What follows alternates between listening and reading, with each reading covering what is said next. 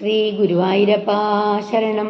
ശ്രീമദ് വാത്മീകി രാമായണം ബാലകാണ്ഡം സർഗം 18 ശ്ലോകങ്ങൾ 45 മുതൽ 49 കൂടി.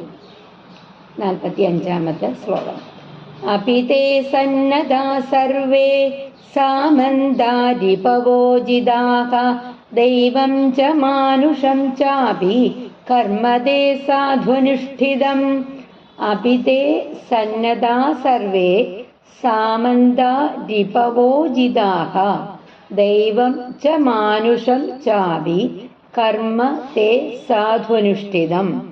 അഭി എന്ത് ഉണ്ടോ, തേ നിന്റെ, സന്നദ്ധാഹ അനുസരിച്ചിരിക്കുന്നവർ, സർവേ സാമന്താഹ എല്ലാ അനുചര രാജാക്കന്മാർ, ദിപവഹ ജിതാഹ ശത്രുക്കൾ ജയിച്ചിട്ടുണ്ടോ, ദൈവം ദൈവകാര്യങ്ങൾ, മാനുഷം മനുഷ്യകാര്യങ്ങൾ, കർമ്മ പ്രവർത്തികള്, സാധു അനുഷ്ഠിതം സാധ്വനുഷ്ഠിതം നന്നായി നിർവഹിച്ചിട്ടുണ്ടോ. അതായത് നിന്റെ സാമന്തന്മാരെല്ലാം അനുസരിച്ചിട്ടുണ്ടോ, അവര് ശത്രുക്കളെയൊക്കെ ജയിച്ചിട്ടുണ്ടോ, ദൈവകാര്യങ്ങൾ ചെയ്തിട്ടുണ്ടോ, മനുഷ്യകാര്യങ്ങളൊക്കെ ചെയ്തിട്ടുണ്ടോ, അതെല്ലാം നന്നായിട്ട് നിർവഹിക്കുന്നുണ്ടോ. അടുത്ത ശ്ലോകം. വസിഷ്ഠം ച സമാഗമ്യ കുശലം മുനിപുംഗവഃ ഋഷിശ്ചാന്യാൻ യഥാന്യായം മഹാഭാഗാനുവാചഃ. വസിഷ്ഠം ച സമാഗമ്യ കുശലം മുനിപുംഗവഃ ഋഷിശ്ചാന്യാൻ യഥാന്യായം മഹാഭാഗാനുവാചഃ. വസിഷ്ഠ മഹർഷിയെ സമാഗമ്യ സമീപിച്ചു, കുശലം ക്ഷേമം ചോദിച്ചു, മുനിപുംഗവഃ മഹർഷികള് ശ്രേഷ്ഠൻ, അന്യാൻ ഋഷീൻ മറ്റ് ഋഷിമാരെയും യഥാന്യായം യുക്തിയായ രീതിയിൽ മഹാഭാഗാൻ മഹാന്മാരെ അനുവാച ചോദിച്ചു. അതായത് വിശ്വാമിത്രൻ ആദ്യം വസിഷ്ഠ മഹർഷിയെ സമീപിച്ചു, എന്നിട്ട് അദ്ദേഹത്തിന്റെ ക്ഷേമത്തെക്കുറിച്ച് അന്വേഷിച്ചു. തുടർന്ന് മറ്റ് മഹർഷിമാരെയും യുക്തിയായിട്ടുള്ള രീതിയിൽ കുശലങ്ങള് ക്ഷേമത്തെക്കുറിച്ച് അന്വേഷിച്ചു. തേ സർവേ ഹൃഷ്ടമനഃ തതോ രാജ്ഞോ നിവേശനം വിവിശുഃ പൂജിതാസ്തത്ര നിഷേതുശ്ച യഥാർഹതഃ. തേ സർവേ ഹൃഷ്ടമനഃ തതോ രാജ്ഞോ നിവേശനം വിവിശുഃ പൂജിതാസ്തത്ര നിഷേതുശ്ച യഥാർഹതഃ.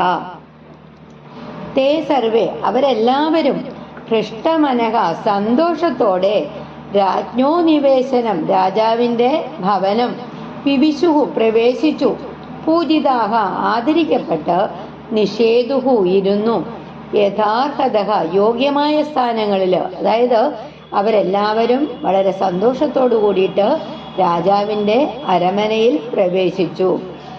ആദരിക്കപ്പെട്ട ശേഷം യോജിച്ച സ്ഥാനങ്ങളിലൊക്കെ അവര് ഇരുന്നു.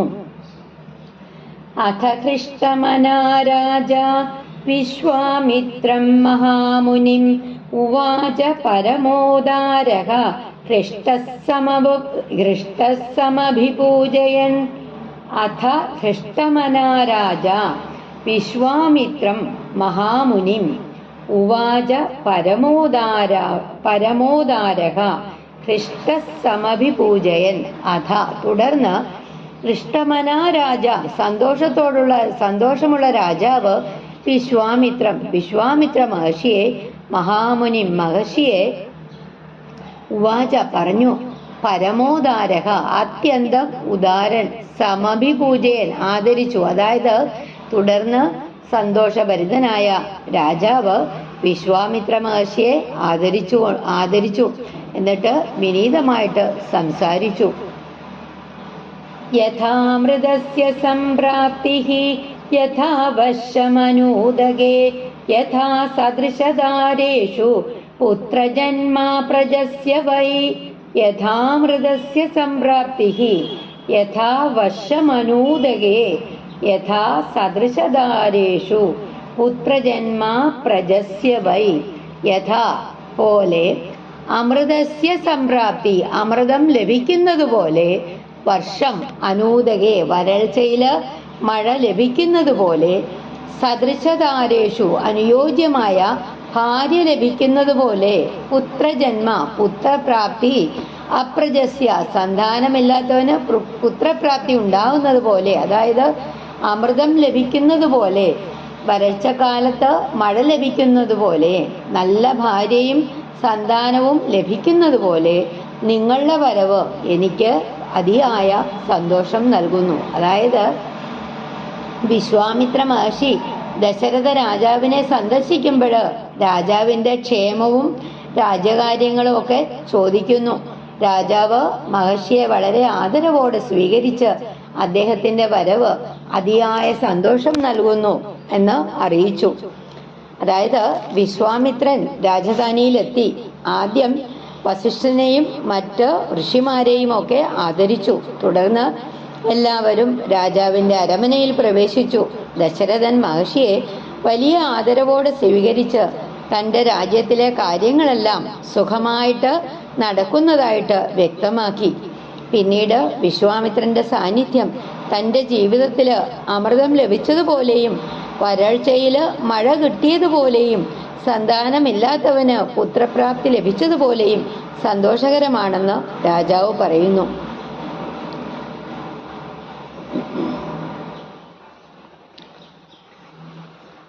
ഒന്നുകൂടെ നമുക്ക് ഈ ശ്ലോകങ്ങൾ പാരായണം ചെയ്യാം. അപിതേ സന്നദാ സർവേ സാമന്താരിഭവോജിതാഃ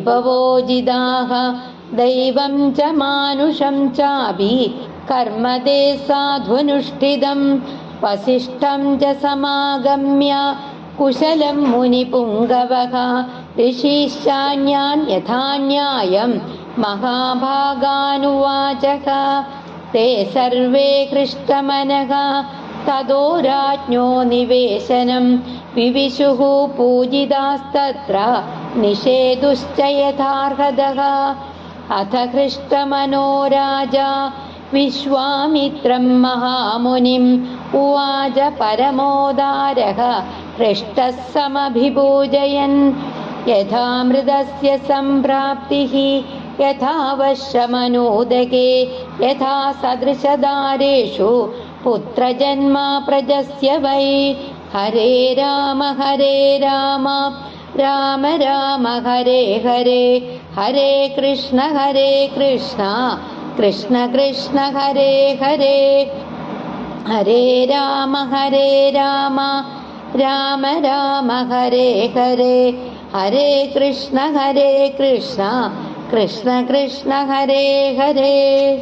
ശ്രീ ഗുരുവായൂരപ്പ ശരണം.